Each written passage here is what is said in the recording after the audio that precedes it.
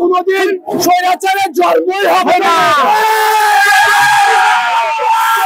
কোন স্বৈরাচার জন্ম নেয়, এই জেনারেশনকে মনে রাখতে হবে।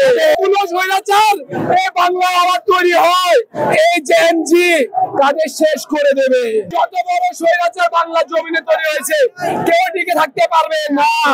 কোন স্বৈরাচার যদি আবার তৈরি হওয়ার চেষ্টা করে, বারবার এই জনতার কথা মাথায় রাখতে হবে। তরুণরা ভোট দিতে পারে নাই, এবারের নির্বাচন কেমন নির্বাচন প্রত্যাশা করছেন? ইনশাআল্লাহ এবার সুস্থ সঠিক নির্বাচন হবে। এই নির্বাচন উৎসবমুখর পরিবেশে সকল তরুণরা যাদের 17 বছরের ধরন হয়েছে, সবাই উৎসবমুখর পরিবেশ নিয়ে এবার সবাই ঐক্যবদ্ধ হয়ে ভোট দিবে, ভোট কেন্দ্রে যাবে। আশা করি শেখ হাসিনা এই দেশকে গত 17 বছর নরকে পরিণত করেছে। জুলাই আন্দোলন, ছাত্র জনতা সবাই একসঙ্গে শেখ হাসিনার পতন ঘটিয়েছে। এই ফ্যাসিস্টকে মোকাবেলা করার জন্য আমরা সর্বদাই মাঠে থাকবো। প্রধান উপদেষ্টা যিনি আছেন, উনি ঘোষণা করবেন আমরা ফেব্রুয়ারির মধ্যে নির্বাচন চাই। এবার যদি রাতের ভোট কারচুপি করা হয়, হাত কেটে ফেলা হবে। এই দুর্নীতির পিছে কারা আছে এটা আমরা আপনারা ভালো জানি, তাদেরকে রুখে দিতে হবে।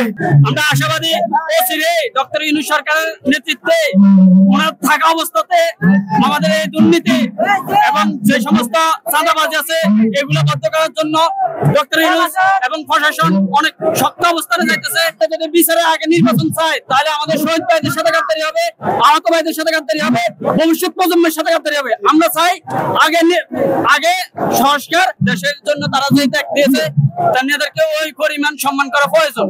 তবে ওই সম্মান 71 মুক্তিযুদ্ধের মতো কোটা সংস্কার নয়, ওনাদেরকে কোটা দিয়ে অপমানি আমরা করতে চাই না।